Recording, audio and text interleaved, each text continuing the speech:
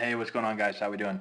So I've thrown up a bunch of videos lately on Twitter and Instagram talking about turning the barrel, talking about the lead arm working up, the rear arm working under. And I've gotten a lot of questions on what does that mean? How do you do it? So I want to show a couple examples here.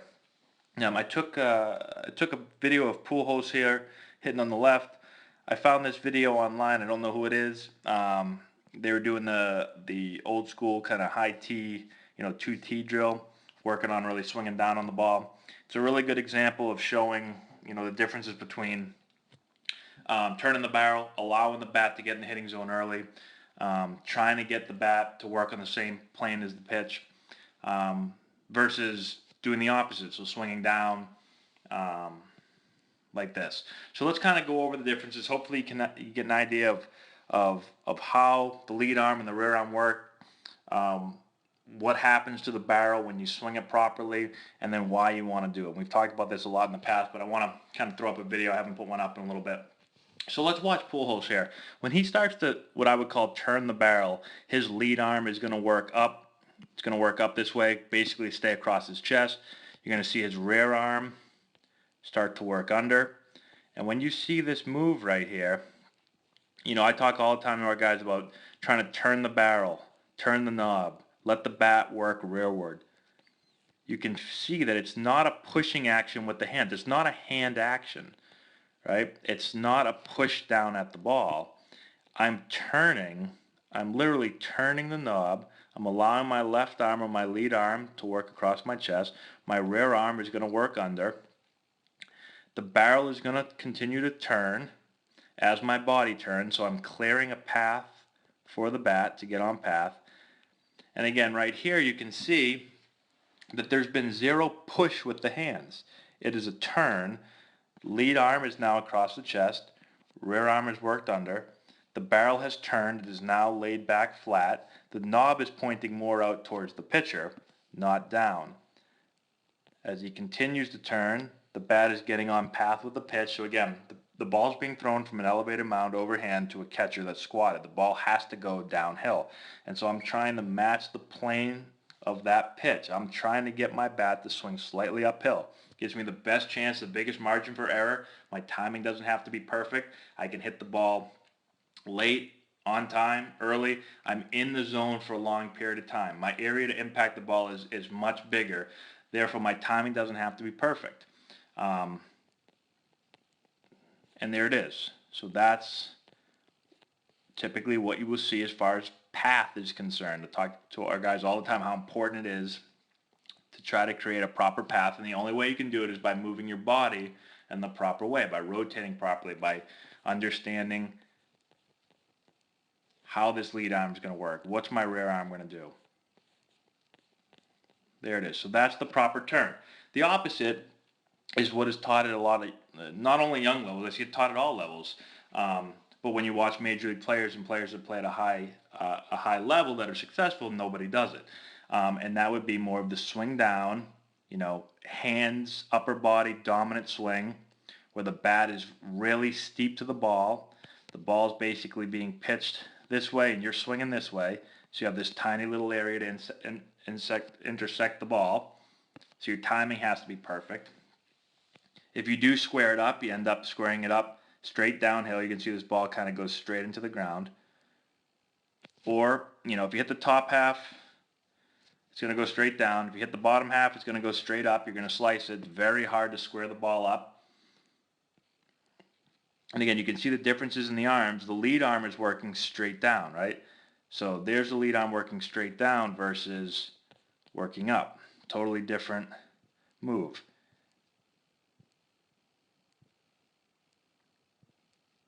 The body isn't rotating very well. It's more dominated just by the upper body.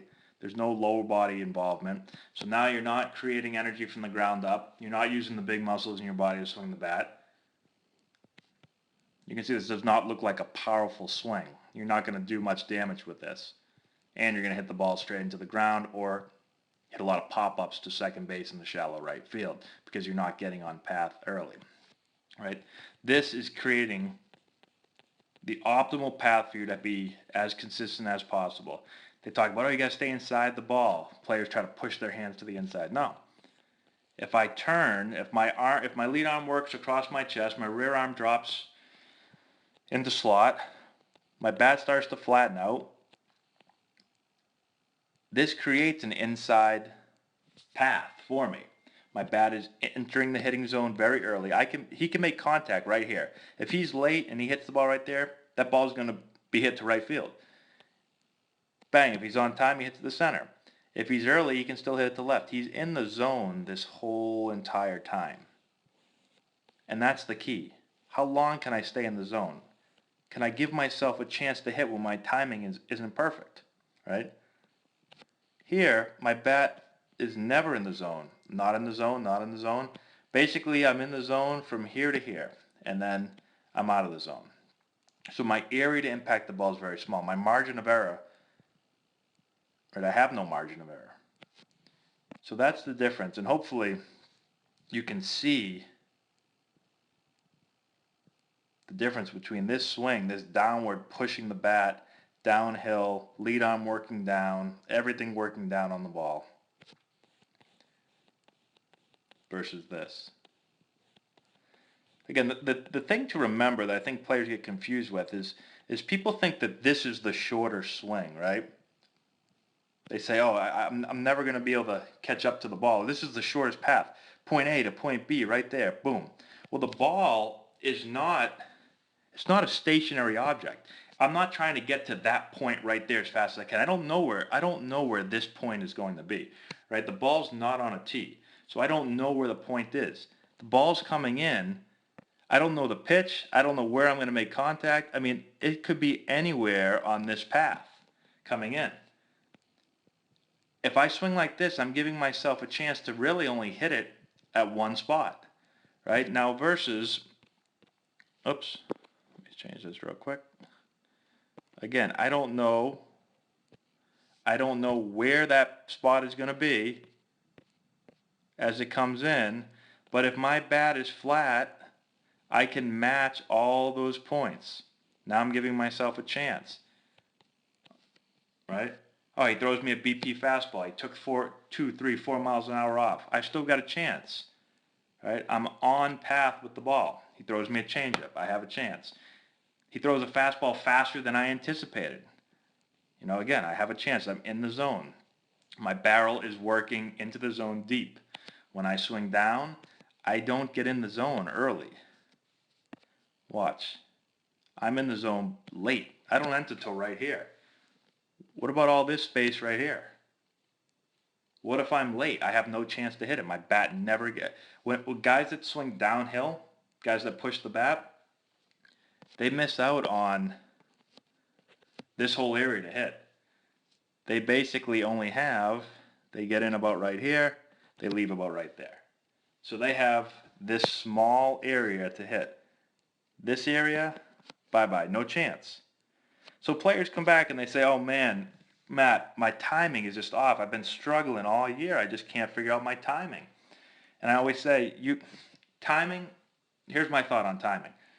If you haven't played baseball for a while, if it's the beginning of the season, you know, you've been indoors, you get outside, yeah, timing can be off. You haven't seen a live pitcher, no doubt about it.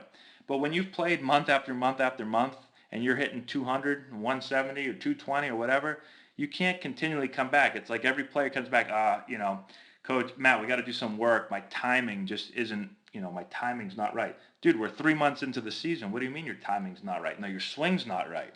You're not giving yourself a chance to hit. It's not your timing. It's your swing. Again, I've got to get in the zone for a long time.